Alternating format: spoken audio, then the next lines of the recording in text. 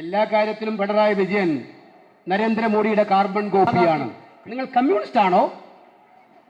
നിങ്ങൾക്ക് എങ്ങനെ പറയാൻ പറ്റും ഞാനൊരു കമ്മ്യൂണിസ്റ്റ് ആണെന്ന്?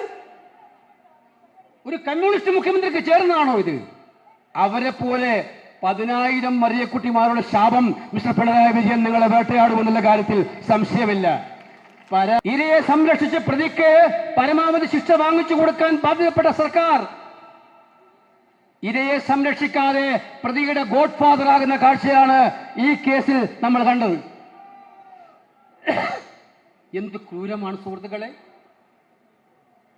ഇന്നലെ നടന്ന കാര്യം, ആ പിഞ്ചുകുട്ടിയെ കൊന്ന നരാധിപനെ വെറുതെ വിട്ടു സർക്കാരിന്റെ എല്ലാ ഒത്താശകളോടും കൂടി. എന്നിട്ടും എല്ലാ സുരക്ഷാ വലയങ്ങളോടും കൂടി പ്രതിയുടെ ബന്ധുക്കൾക്ക് ആ പാവപ്പെട്ട ഇരയുടെ അച്ഛനെ ആക്രമിക്കാനുള്ള ആത്മീയ ധൈര്യം കൊടുത്തത് ആരാണ്? ഇത്രയും ഭീകരമായൊരു സംഭവത്തിലെ പ്രതിയായ സഹോദരന്റെ ആ പ്രതിയുടെ ബന്ധുക്കൾക്ക് ഇരയുടെ അച്ഛനെ ആക്രമിക്കാൻ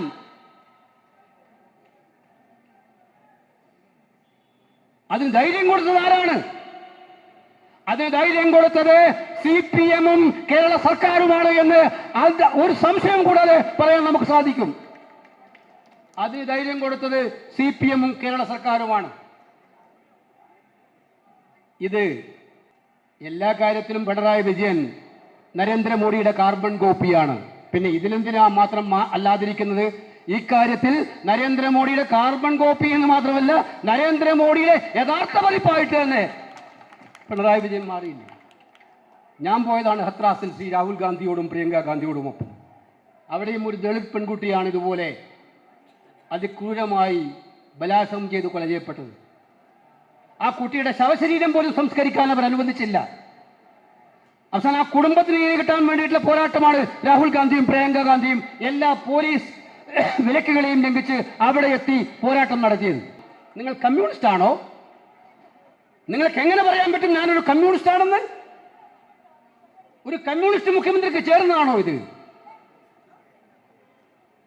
കേസ് അന്വേഷണത്തിന്റെ എല്ലാ വഴികളിലും 5.5 വയസ്സുള്ള ഒരു കൊച്ചുകുട്ടി മരിച്ചു എന്നതിനാൽ ആദ്യം ആ ഇൻഫോർമേഷൻ എത്തുക കേരള മുഖ്യമന്ത്രിക്കാണ്. നമുക്കറിയാമല്ലോ ഇന്റലിജൻസ് സിസ്റ്റം, പോലീസ് സംവിധാനം. അദ്ദേഹത്തിന് ആദ്യം ആ വിവരം കിട്ടും. എന്താണ് അദ്ദേഹം റിയാക്ട് ചെയ്തത്?